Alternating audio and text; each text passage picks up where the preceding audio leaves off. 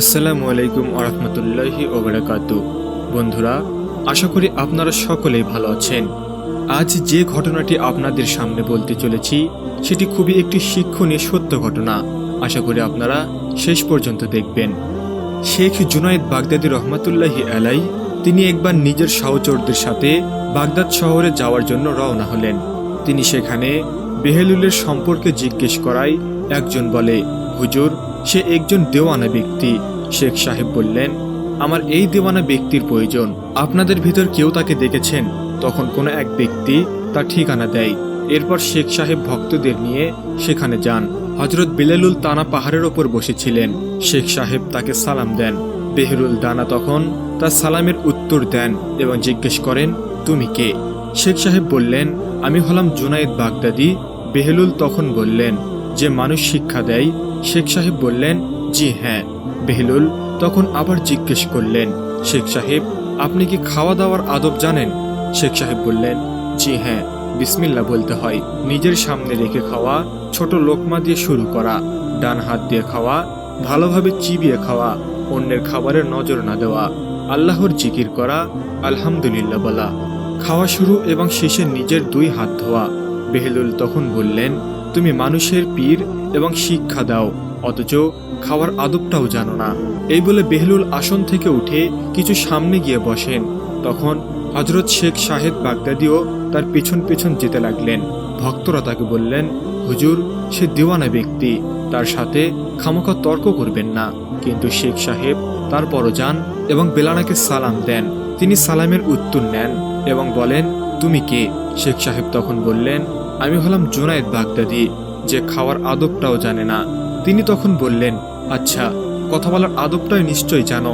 হযরত Sheikh Junaid Baghdadi বললেন, জি হ্যাঁ, সবার সাথে নম্র ভদ্রভাবে নিচু স্বরে কথা বলা। তখন তিনি বলেন, আপনি খাবার কি খাবেন? আপনি তো কথা বলার আদবটাও জানেন না। তিনি আবারও তার স্থান ছেড়ে কিছু সামনে গিয়ে বসলেন। হযরত জুনায়েদ বাগদাদীও আবার সেখানে যান এবং সালাম দেন। তিনি আবারও সালামের জবাব দেন এবং জিজ্ঞেস করেন, তুমি কে? শেখ সাহেব তখন উত্তর দেন, আমি জুনায়েদ বাগদাদী এবং আমি খাওয়া ও কথা বলার আদব জানি না। তিনি বলেন, আচ্ছা, শোয়ার আদব জানো? তখন হযরত শেখ জুনায়েদ বাগদাদী বলেন, জি হ্যাঁ জানি। ঈশার পর জিকির, তাসবিহ, সূরা সবকিছু বলে দেন। বেহলুল তখন বলেন, আপনি এটাও জানেন না। এই বলে বেহলুল যখন উঠতে যাবেন তখন শেখ সাহেব পথ আটকে বলেন, আমি যখন জানি না তখন আপনার আমাকে বলে দেওয়া ওয়াজিব, সুতরাং আপনি আমাকে জানিয়ে দিন। বেহলুল তখন বলেন, আপনি যে আদবের কথা বলেছেন এর সত্যটা অন্যরকম। প্রথমে আপনার খেয়াল করতে হবে যেটা খাচ্ছেন সেটা হারাম নাকি হালাল, কারণ হারাম খাবার যতই আদরের সাথে খান না কেন কোনো লাভ নেই, আর এতে আপনার কখনো হেদায়েত হবে না। শেখ সাহেব বললেন, জাযাকাল্লাহ। বেহলুল আবার বললেন, কথা বলার আদব হচ্ছে যা বলবেন তা যেন হয় আল্লাহর সন্তুষ্টি এবং খুশির জন্য। যদি কোনো কিছু দুনিয়ার সাময়িক লাভের জন্য বলো বা বেহুদা কোনো কথা বলো, তবে সেটি আদবের সহিত কথা বলা হলো না। খেয়াল রাখবে কোনো মুমিন বা মুসলমানের ভাব ধরে শুয়েছে কিনা, দুনিয়ার প্রতি ভালোবাসা বা সম্পদের চিন্তা নিয়ে শুয়েছ কিনা, কারো হক কাঁধে নিয়ে শুয়েছ কিনা। বন্ধুরা, এক হাদিসে আছে, যার পেটে হারামের এক লোকমা পৌঁছাবে তার 40 দিনের ইবাদত কবুল হবে না। আজ আমরা নালিশ করি যে আল্লাহ তাআলা কেন আমাদের ইবাদত কবুল করে না, কেন আমাদের দোয়া কবুল করে না। আমরা যা বলি তা আল্লাহ কেন শুনেন না?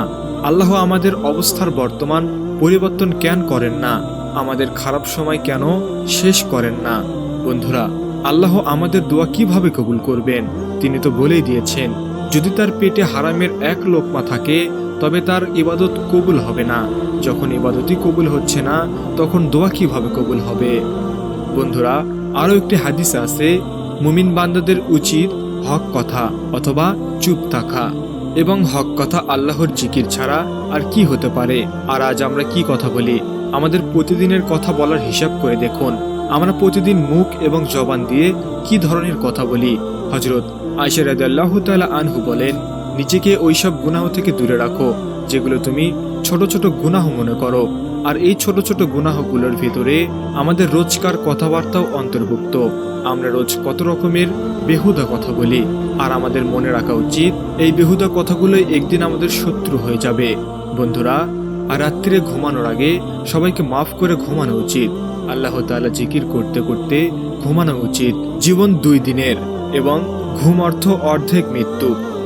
আশা করি ভিডিওটি আপনাদের কাছে অনেক ভালো লেগেছে। আজ তাহলে এই পর্যন্তই। আপনারা ভালো থাকবেন, সুস্থ থাকবেন। আল্লাহ হাফেজ।